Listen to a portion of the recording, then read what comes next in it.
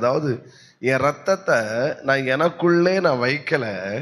இந்த ரத்தம் என்ன செய்யப்படும்? அநேகருக்காக என்ன செய்யப்படுகிறது? சிந்துது. அதாவது நான் என்ன செய்யறேன்னா, என் ரத்தத்தை நான் கொண்டு போக மாட்டேன். என் ரத்தத்தை இந்த மனுக்குலத்துக்காக நான் விட்டுட்டு போகிறேன். என்ன செய்ய போகிறேன்? அதான் சிந்துது. நம்ம கொலோசியல வாசித்தோம், சிலுவையிலே சிந்தப்பட்ட ரத்தத்தினால. நான் ஏன் இந்த வசனத்தை எடுத்தேன்னா, அதான் இயேசுவே வார்த்தை, இது என்னுடைய ரத்தம். நான் மரிக்க போகிறேன். ஆனா நான் இதை என்ன செய்ய போறேன்னா, இதை சிந்திட்டு போறேன், கொடுத்துட்டு போறேன், உங்களுக்கு தந்துட்டு போறேன். நான் சிந்தப்படுகிற என்னுடைய ரத்தமா என்ன செய்கிறது இருக்கிறது. ஒரு அலையிலேயே சொல்லுங்க பார்க்கலாம்.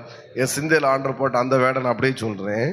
அப்படியே எழுதுறவங்க வேணா அப்படி வேணா எழுதுங்க. என்னுடைய அப்பா இந்த உலகத்தில் நான் வாழ்வதற்காக எனக்காக விட்டு சென்றதுதான் இயேசுடைய ரத்தமா இருக்கிறது. 2000 வருஷங்களுக்கு முன்பாக வாழ்ந்தாரு. சரி, அதனால இன்னைக்கு உனக்கு என்ன பயன்?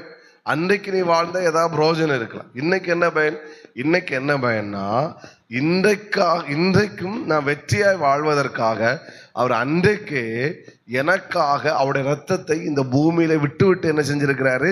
சென்றிருக்கிறார். அவர் போகும்போது ரத்தத்தை கொண்டு போகல, சிந்திட்டு போனார். அதாவது எனக்காக விட்டுட்டு போயிருக்கிறார். நீ அதை பயன்படுத்தும் போது உனக்கு பாவ மன்னிப்பு உண்டாகும். நீ அதை பயன்படுத்துக்கோ, நீ நீதிமானாய் மாறுவாய். நீ அதை எடுத்து பயன்படுத்திக்கொள், அதனால உன்னோட வியாதிகள் மாறும்.